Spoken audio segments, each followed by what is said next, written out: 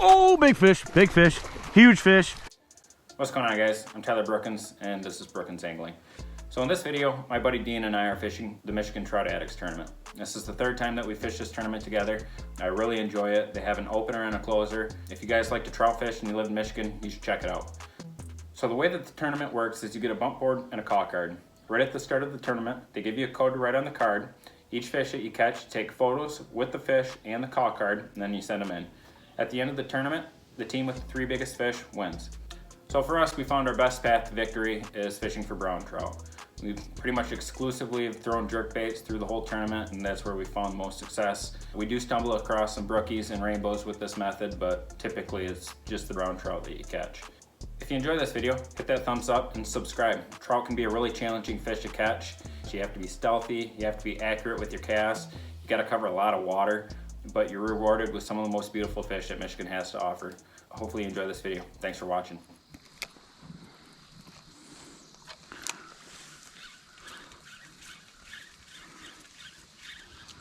Oh, dang, big fish, big fish.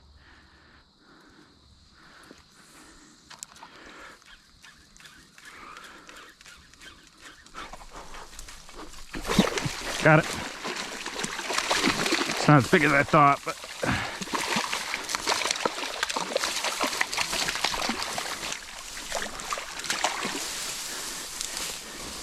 that shit's 16.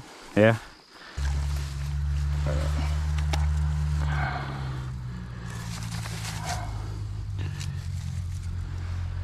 16 and a quarter. First fish for the day.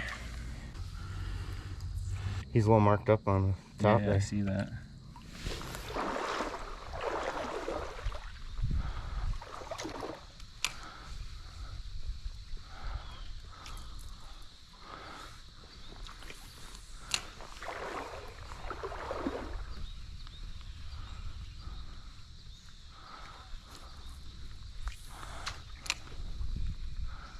Oh, big fish, huge fish, huge fish.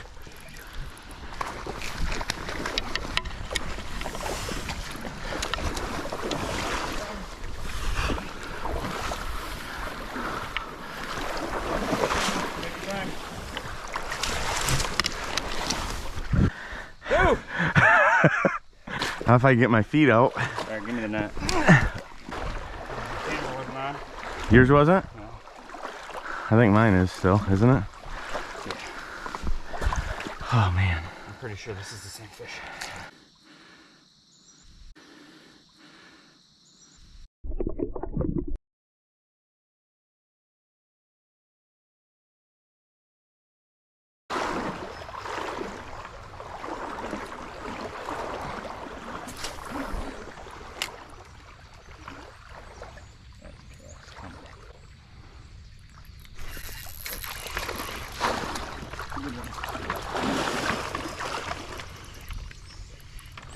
Oh, he's a good one.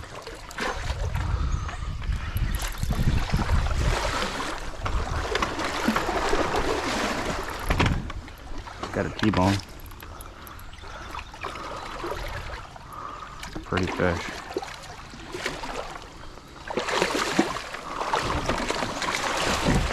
Hold on. I got it. Ready? Yes.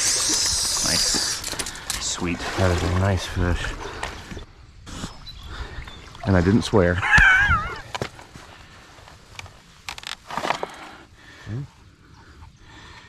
19 and a half.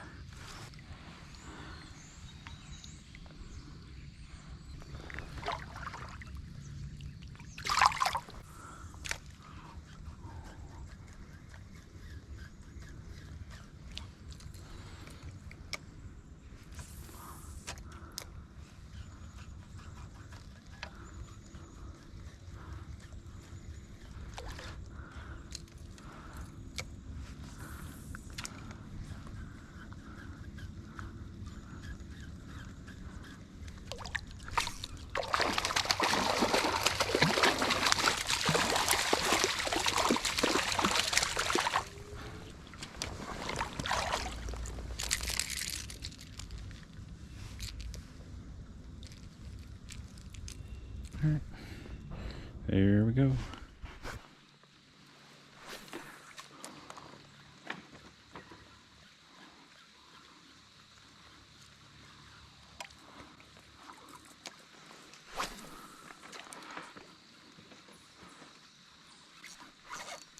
There's fish, big fish.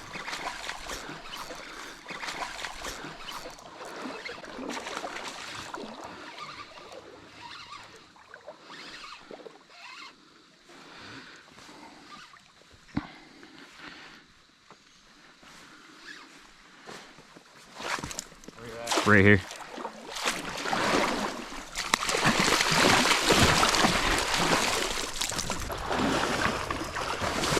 Holy. I was literally on my hands and knees trying to get back to you as fast as I could. My net folded up in my hand. Dude, a hog. Look at how fat that thing is. That's a good one. 20. On the dot. There's our 3 inches. Yep. Okay. Here.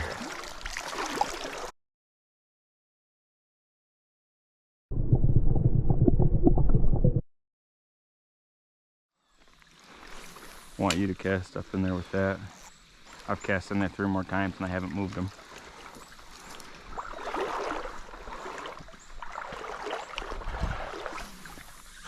That was a good fish, dude. That might have been another 20-incher. Oh, that's a fish.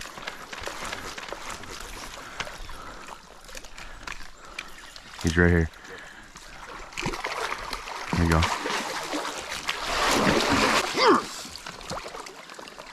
That's a good fish.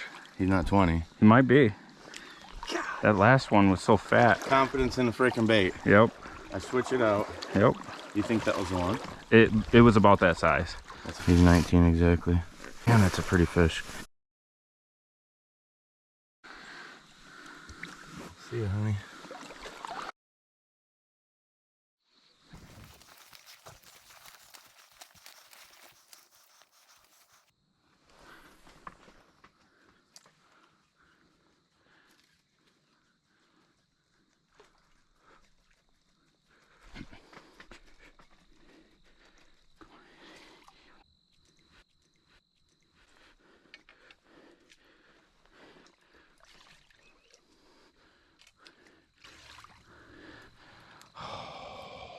There are 2 of them with it.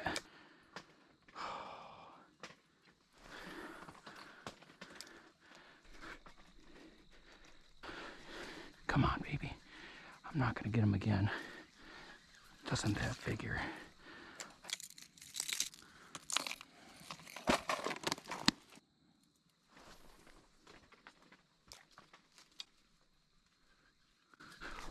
Oh my gosh. Oh, got her.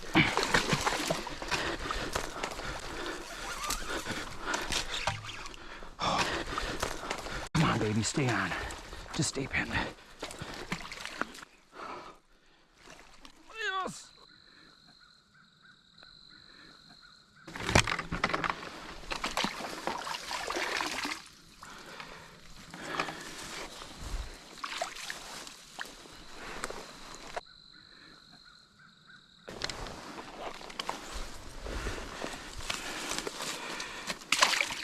So I'm out here fishing by myself, and I just had 2 fish, maybe 3, chase me out of this spot, and they were all big.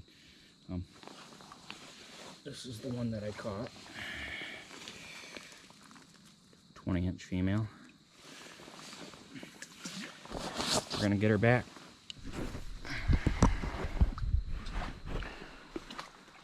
All right, girl. How you doing? Well, of course, I had the camera turned way up for the release, but she's gone, and there's a couple more. It looks pretty good.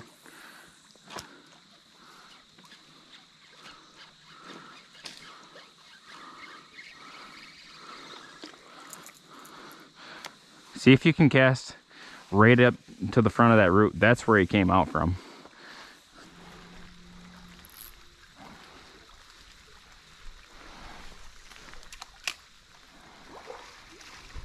Oh shit! Huge fish, huge fish, huge fish. He's huge, huge, huge, huge, absolute giant. Right by your feet, right by your feet, right by your feet. Huge fish. Can't see him. Oh man. Gonna have to get in deep.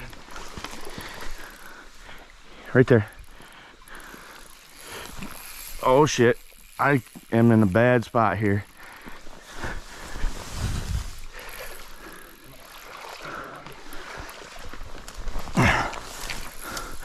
Here. Yeah, try to keep it out of that tree if you can.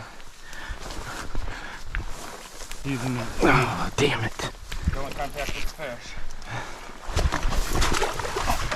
Real.